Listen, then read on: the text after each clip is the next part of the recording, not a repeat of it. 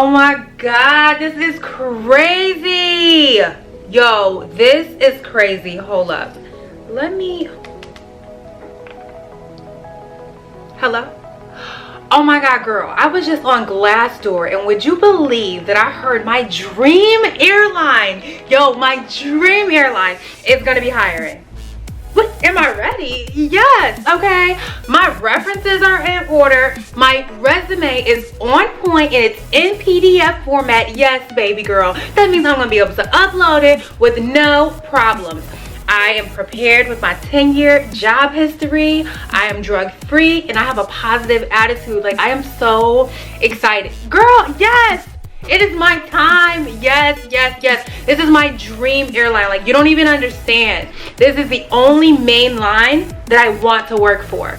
Girl, yes. So both of us, okay, so let's make a pact right now. We are both gonna check the website every single day.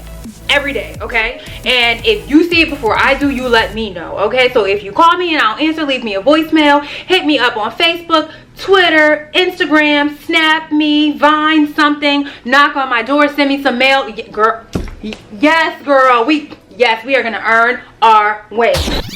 Hey guys, welcome back to my channel, okay? Today it's me and my tan, because if y'all are on my Snap, y'all know I went to the Bahamas early August for my boo's birthday, and like, this tan is still here. So welcome back from me and my tan. And if you're new here, baby, welcome, welcome, welcome. Hit that subscribe button so you can stay up to date with all of the amazing content that I have for you guys. In today's video, I'm gonna drop 10 bombs on you guys that a lot of people don't realize about being a flight attendant.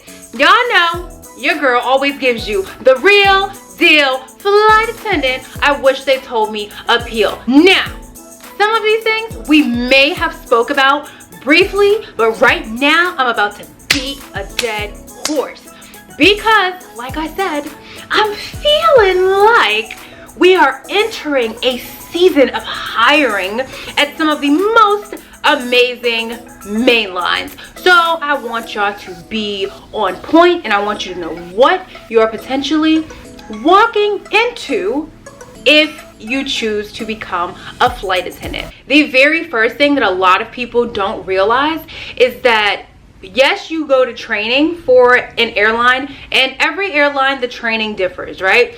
It may be 2 weeks, it may be 3, 4, 5, 6, 7, 8, and who knows, it could be 3 months somewhere in the world, right? But the thing is, once you graduate from training, it doesn't just end there, guys. You have to continuously, each year, once a year, go for your continuing qualification. I actually just had mine about a week ago.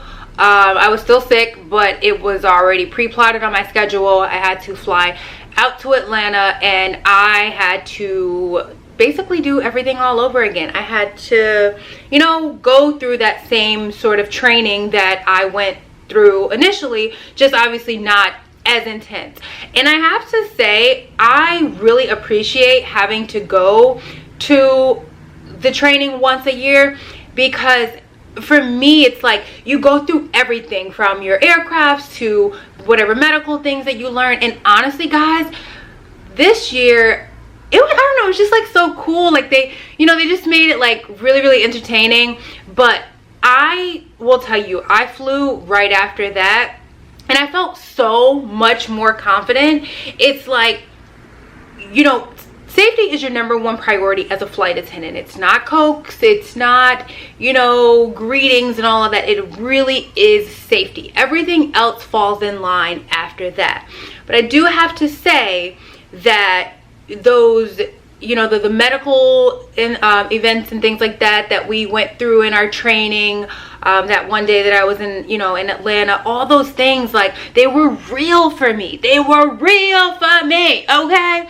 So when I flew after that, I felt so confident. I was like, yeah, y'all, if we have anything on this plane, just come to me. I just, you know, I was about to say I just graduated CQ, but I'm like, I just left continuing qualification. Like, I felt so much more confident. So the training does not just end once you graduate. You will have to go back once a year with whatever airline that you work for per the FAA, and just retrain, recertify to fly another year. So I'm feeling absolutely amazing and ready to evacuate any aircraft and handle any medical. Number 2, what people are always asking about: do you get holidays off?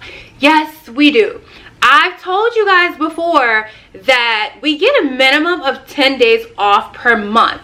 Now, some people like to bid to not work on holidays, and some people want to work on holidays. There are people who commute from like other countries, y'all, other countries, legit, and the holiday, you know, they may not celebrate certain holidays in their country, so they have different times that they want off. So, you know, there's something for everyone. It's literally one-stop shopping, whether you like to work on the holiday or you don't, or you want the one-day trip or the 3 or whatever.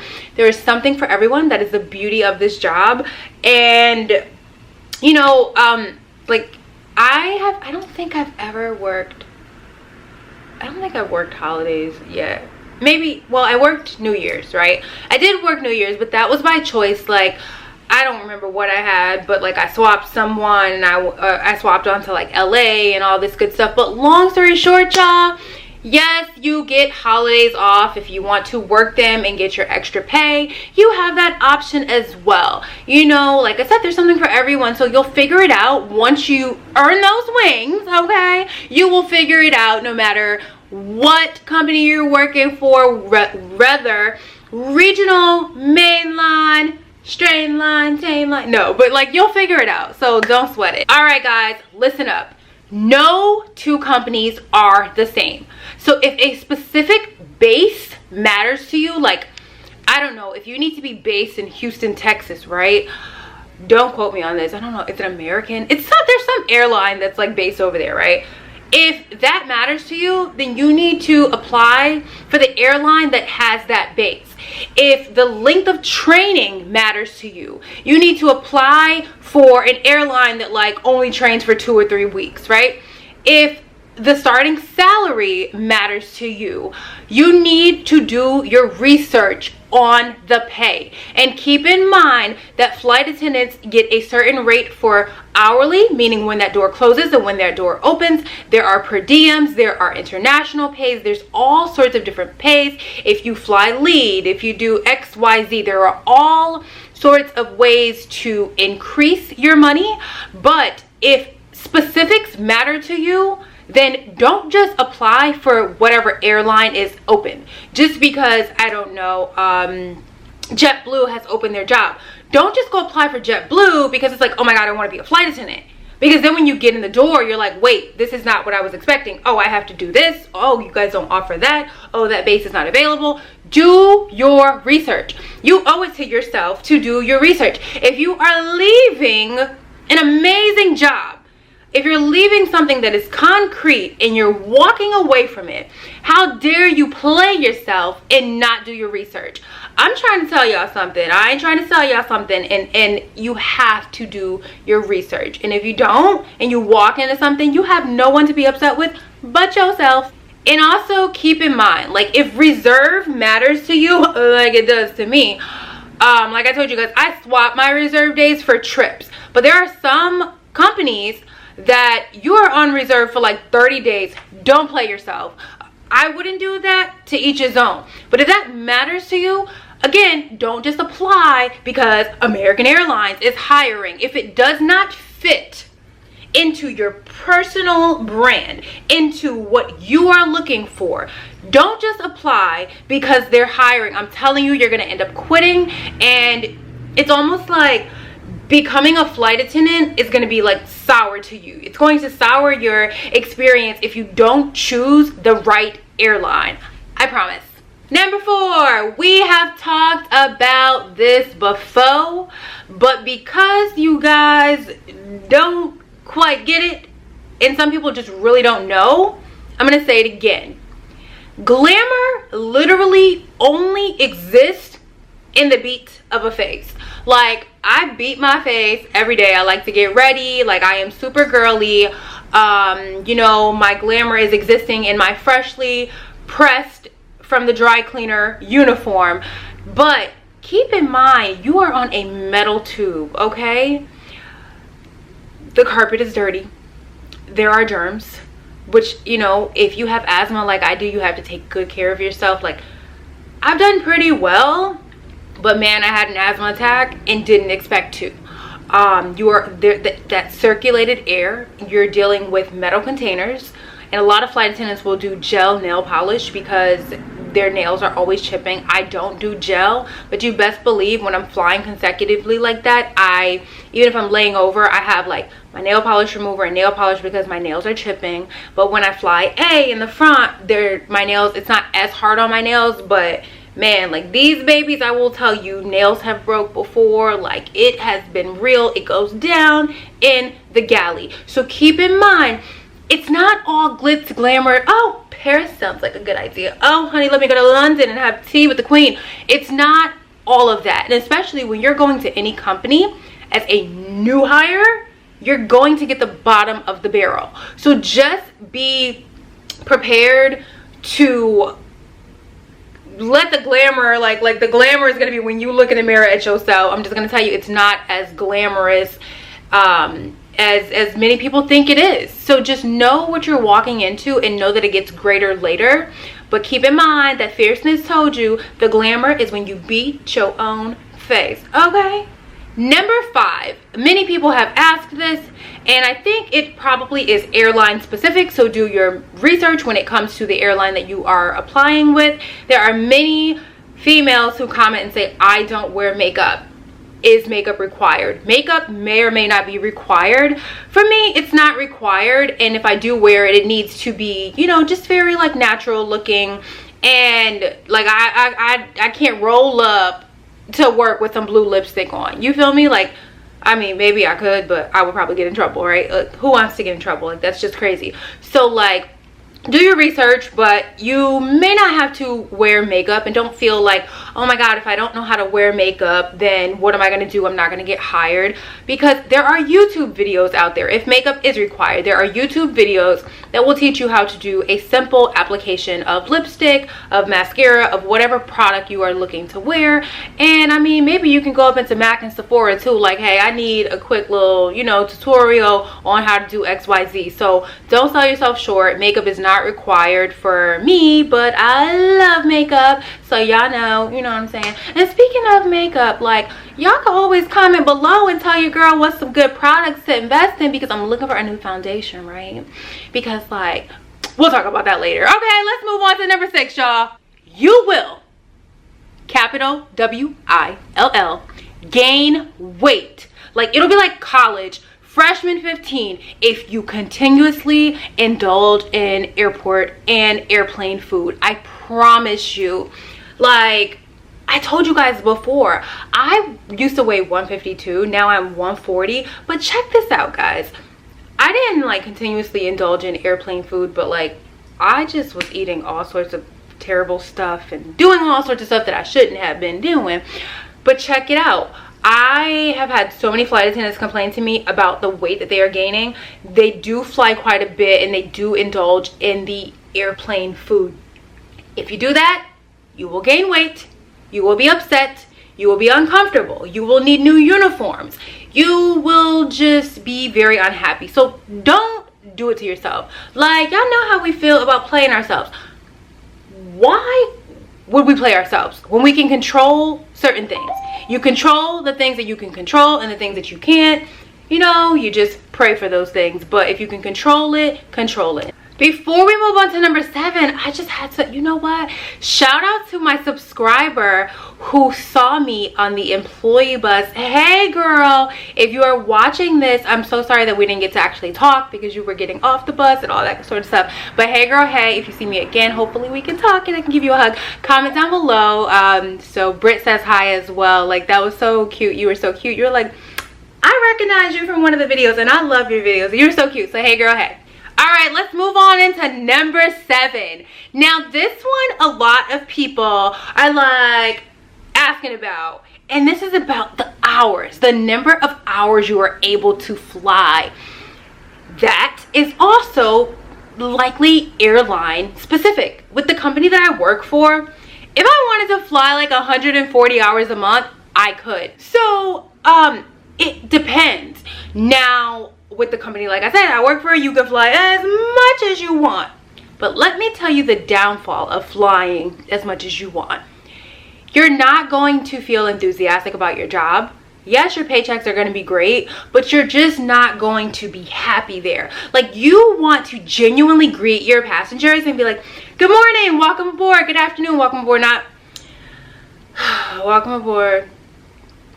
Oh, I am so tired. Like, oh my god, just these people are getting on my nerves. Oh, I can't stand her. Like, did you see her? Like, she is getting my nerves.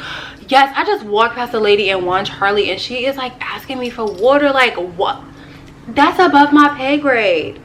No, you don't want to be that person. You want to genuinely feel happy about working. So don't overfly. And again, if you are one of those people where you're like, you know what, girl, I can fly 140 and have a ton of energy, and yes, yes, and yes, more yes, then just do your research again on the airline and make sure that you are able to fly that much, because you don't want to go somewhere where you're capped and you're not able to fly that number of hours that you want to hit. So again, y'all, do your research, and you know, if you want, just boost my seniority. You know what I'm saying? Number 8, take it from experience that you will find yourself spending a lot of money if you don't budget properly. I promise you, if you can meal prep, meal prep. And guys, I know y'all are waiting for more meal prep videos, and they will be coming. I have another huge announcement, which is probably coming in about 3 weeks, and it'll all make sense from there why I haven't really shown a lot of meal prepping, but it's coming. But think about this. If you get to a layover, you have no food, and it's like you're exhausted. You get to your room, you're like, I'm not getting out of this bed. Like, where, oh my god, where's the menu? Like, where, hold on. Where's the menu? Where's the menu? Oh god. Spaghetti, cheeseburger. Hello? Hey, are you guys still doing room service? And do you give an airline discount? Okay, awesome. So can I get the spaghetti with meatballs, and I'm gonna have a milkshake. Can I get some fruit as well? A cup of ice water. Oh, and I need a glass of wine. Yeah, white. You have Chardonnay? Okay, perfect. You will find yourself spending a ton of money. That is night 1. You just spent about 35-40 bucks on room service, right? So then the next day, you go out with the crew, you're spending a ton of money. You're in airport, you're just happen to be delayed. You're sitting there for 4 hours, you spent some more money. Then at night, you get to Vegas, you guys are gonna go out and party, right? You probably just spent $150 in 2 days. So, budget properly. If you can bring your food, bring it. Try to bring things that, you know, like bring fruit and almonds and things like that to kind of hold you over, and pack your food with lots of ice, put it on dry ice, all sorts of things. But be careful coming in your first year. You want to make sure that you have some money saved. But I'm telling you guys, why do my legs look so big? Okay, let's not sit like that. Okay, better posture. I'm telling you guys, just budget properly and don't overspend, because you will find yourself broke as a joke, and that ain't cute to be broke, disgusted, and can't be trusted. Number 9, your feet will hurt if you don't invest in good shoes. Think of your feet as this newborn baby that you want to protect from all sorts of germs and ugliness of the world, right? So you want to invest in good concourse shoes, I have been wearing Clarks, and you guys know I wear the Clarks Delcy Bliss, but I'm actually going to spend some time and look for a new heel. While I do still like those Clarks, I feel like I could maybe get something that is a bit more soft and kind of comforting for longer days. I still do love my Clarks, but yeah. My onboard Clarks that I got in my flight attendant, I think it was like, was it the day off video or something like that? I went and bought shoes. Whatever that video was, y'all, I love my onboard shoes. People are like, those are grandma shoes, those are clogs, those are nursing shoes. I'm like, and these are shoes that make your feet feel good too, okay? So I absolutely love my new onboard shoes. But you know, one of the things that I do when I get home from a trip, like I immediately shower. I have to get that plane off of me. And I just realized this video is going to be kind of long, guys, so my bad. But I immediately have to get the plane off of me, take a shower, and I massage my feet. I have like oils for my feet. I use a nice African shea butter, which I bought in Harlem, just on 125th Street, a nice like African shea butter, and it pulls out the pain. Like I'll massage my feet, my fiance will massage my feet. Like my feet always get massaged after every trip, whether I'm doing it myself, my babe is like, you have to take care of your feet. I promise you, if you don't, in the long run, it's just not going to be pretty. I've heard stories about surgeries and things like that. So you want really, really good shoes. And see, people don't talk about the pain that comes with being a flight attendant, but you'll find your knees hurting, you'll find your arms hurting, you'll find your back is hurting, you know, you'll find your feet, all these things, all these problems. Because now, unless you are already coming from being a flight attendant, you're walking into this career and you've never had to be on your feet that much and in the air. So now you're elevated on your feet. Yeah, you were a waitress before or whatever before, but now you're elevated. Like, it's crazy. So just trust me when I say you want to take really good care of yourself. Because y'all, if you don't, like, man, I'm just going to tell you right now, like, just invest and take good care of your feet. Number 10, let's keep it real and say that stress and anxiety are a part of this job. I don't want to say a big part of this job, but it could be. If, for example, you are a commuter, right? And you're commuting, but like your flight gets canceled because you're commuting from Houston and there is weather over there, and you need to get to work, but the flights are canceled. Like, what the heck are you gonna do? You're gonna get in a car and start driving? Don't laugh, people have done it. Like, people have rented cars to drive to make sure that they make it there. You have to be accountable. So you can be stressed and get some anxiety in that area.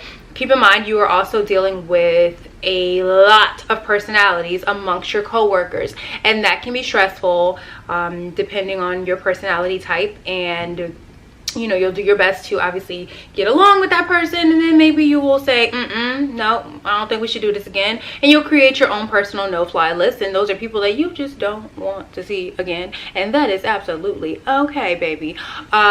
You know, so anxiety and stress are definitely a part of this, and if you are someone who suffers from that, that does not mean that you cannot become a flight attendant, but just start to implement some sort of good routine. Like, let's say, like for me, right? Like, my fiance has got me into meditating, and I also listen to like 101 Positive Affirmations by Louise Hay. I try to do things like I pray, I try to center myself, I listen to certain things, like podcasts or TD Jakes or whatever have you. So I try to do certain things that will keep me grounded and balanced. I hope that you guys are preparing yourselves to start applying places. So get those resumes in order, those references, that job history. You know, you want to stay drug free and just keep a good personality. You know, like, we're human, right? We all go through things, but y'all know how we do. At the end of the day, we continue to stay beautiful from the inside to the out. We let our light shine, baby, baby, baby. We let it shine. And we just make it do what it do. So thank you guys so much for rocking with me. I know that this was fairly long, but I wanted to come to you guys and give you some inspiration as well as some reality. Be sure to share this video with your friend. Tell a friend and tell a friend to check me out. And y'all, we are like nearing 9,000. I am so excited to hit 10,000. Like, that is it for me. When I hit 10,000, I'm like, yes, baby. And then I unlock the YouTube space. If you guys don't know what that is, then we will talk about it when we hit that. But I love you guys. Thank you guys for rocking with me, and I will talk to you guys in my next video. Bye.